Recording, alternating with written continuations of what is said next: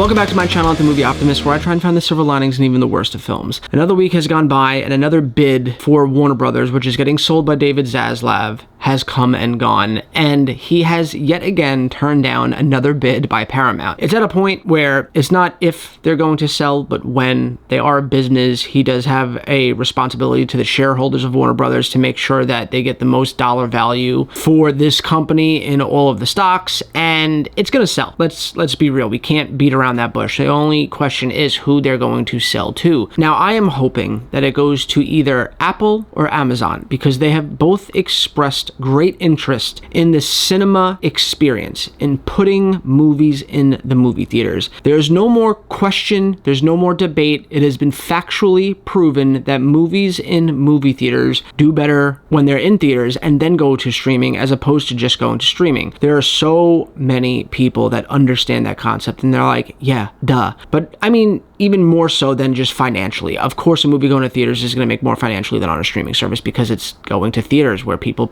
pay money to buy tickets to go to see these movies. What I mean when I say that is, this is just an example, it's not true. It is an example that has been applied to many other movies that have gone either to streaming or movies. So you take a Batman movie and you put it in theaters, and it does really well. It makes like $600-700 million. When you put it on streaming, because of how successful it was in movie theaters, it's more popular on streaming. When you take a movie and you put it just to streaming, it does well, but not as well as if the movie played first in theaters. I'm not just saying that off the top of my head as an opinion, I'm saying it as facts. It's been factually proven by analysts and box office people and everybody else that runs and crunches the numbers in Hollywood, and all it takes is a quick Google search to see that, well, what I'm saying is, like I said, factually true. So I want Warner Brothers to sell to somebody that's serious about the cinema experience. But there's a lot of people that don't seem to understand what movies going straight to streaming means. The amount of times I've made a movie talking about how, a movie like The Thunderbolts did not do well in theaters, and people are like, oh, when it goes to Disney Plus, it'll find new life. No, it won't. It doesn't make a single dollar going to Disney Plus. Not $1. Sure, more people might watch it, but it's not going to benefit the movie financially, so the idea of getting a sequel is greatly diminished. Thank God we have an Avengers film coming out where they're like the main leads, because I feared we would never get the Thunderbolts again, and that to me is one of the best movies that we've gotten in the last couple years from Marvel. It's the same thing with movies that are made straight for streaming. Netflix, HBO, Hulu. Anybody that makes a movie and dumps it only on streaming and not in theaters doesn't make a single dollar back for that film. The reason then why these companies like Netflix make so many originals and put it only on streaming isn't for money. It's because they hope that they'll gain a couple new subscribers from it, or if nothing else, not lose any, because they have a constant barrage of content getting dropped at all times, so it makes you feel like you can't unsubscribe because you might miss something. It's not from financial gain for the movie. It's for subscriber growth. If something like Netflix buys Warner Brothers,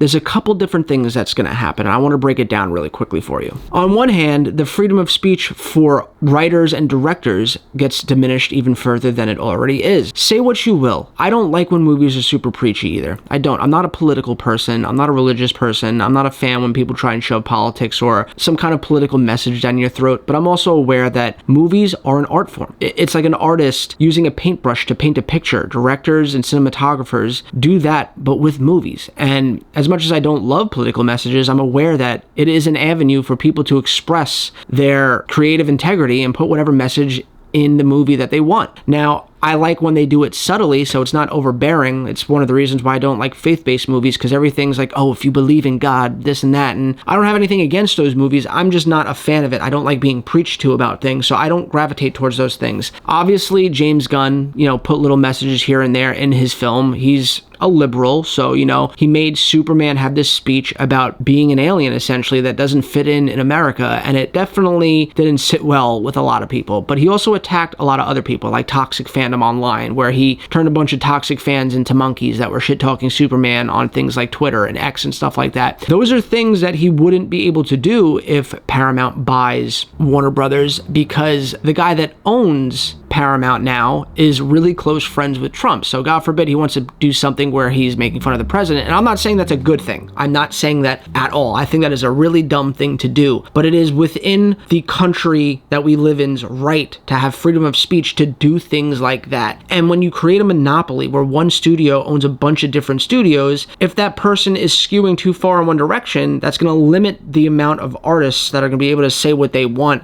to that one specific corner of politics. On top of freedom of speech, you're taking away a healthy competition. And if you want further proof of that, just look at Sinners. Ryan Coogler shopped Sinners around to a bunch of different studios that told him no. They didn't see the vision that he clearly saw and didn't think it would be financially successful. And he got turned down multiple times before Warner Brothers said, we believe in this, we'll pick it up. If Paramount buys Warner Brothers, that's one less studio in the market to greenlight movies, and you're just going to get fewer and fewer and fewer movies like Sinners if there's only 3 studios that are running everything. You need a healthy competition. The fact that there's like 15, 20 studios right now makes it easier for artists, cinematographers, directors, writers to get their movies made that some studios might not believe in, and the quality in movies will dip even further than it already has. When we live in a world where most people just want to sit home on their ass and watch Netflix, we already get awful movies on Netflix on a daily basis. Out of every 10 movies they drop a week, one of them is decent, the rest are dog shit, and it's just gonna be more of that. And that's another reason why I don't want Netflix acquiring Warner Brothers, because they don't care in quality. They could say it all they want, what they care is quantity, because that's the name of the game. It's not, can these movies make money? That's what a studio cares about. How do we make Once Upon a Time in Hollywood the best possible version it can be so it has the best chance of people showing up to the theater to watch it? That's how studios think. It doesn't always work. We get a lot of stinkers. Look at Morbius and Madam Web. But for the most part, most studios want their movies to be good so that they make money at the box office.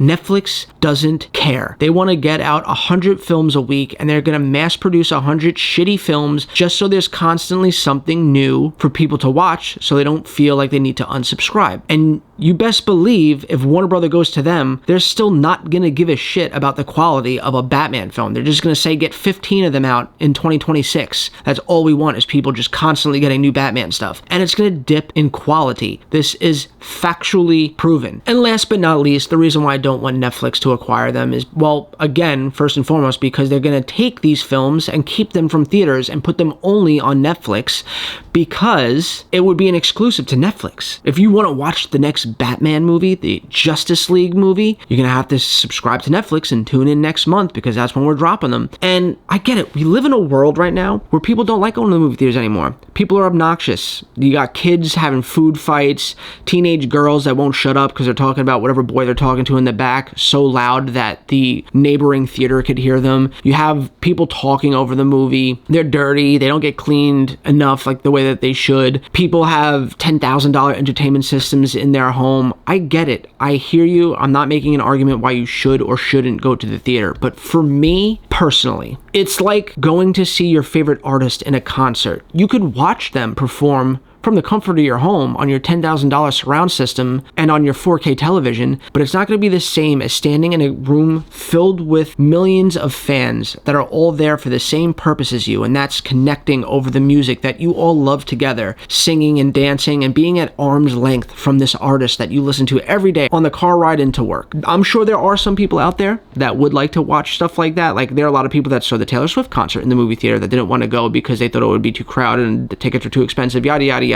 But that experience is the experience for me for movies. I am obsessed with the movie theater experience. I love going out and sitting in a room with a bunch of strangers that all love the same thing as me, whether that be watching a horror movie or a superhero movie. I love the feeling you get when the whole theater erupts in applause, when Captain America picks up Thor's hammer and everyone's crying and going crazy because they're so excited. That is literally what I live for. It's what I revolve my whole life around. It's why I have this YouTube channel where I talk about movies, and it's why I love movies so much, because I can't get that experience anywhere else but the movies. Going to the movies is a communal experience that brings people together, and when we live in a world where everyone is so locked into their phone, they're crossing the street through traffic while scrolling, everyone's in a mindless, endless TikTok doom scroll. They can't look up for 5 minutes and have a conversation. My friend's kid, I was asking him when I was at the house the other day why he doesn't go outside and play with his friends, and he said, what are we gonna do? I was like, I don't know, go burn something, get on your bikes, break shit, go play manhunt, do anything, be a kid. kid. And he's like, we're just going to play Roblox. And that's how this generation is. Even when I was sitting across the table having a conversation with my friend, he was scrolling through his phone the whole time in the middle of having a conversation with me. And it's like, put your phone down for 10 minutes. People are zombified to these things. And now it's like that with content where people want these 30-second clips of entertainment on TikTok and Instagram that a lot of people of this generation don't have the attention span to go and sit in a theater for 2 hours and just lock in. So I get it. I understand why the theater experience is dwindling, but Netflix buying Warner Brothers is only going to detract from the amount of movies coming to theaters, and it's just going to further kill the thing that I love the most in this world, and that's the movie theater experience. So I think that Netflix acquiring Warner Brothers is a colossal train wreck and a disaster for the industry, and I am all for Paramount buying them, even though I don't really like the head of Paramount. I'm all for Apple and Amazon buying them because they expressed interest in the theatrical experience. But the last thing on the planet that I want is Netflix getting them.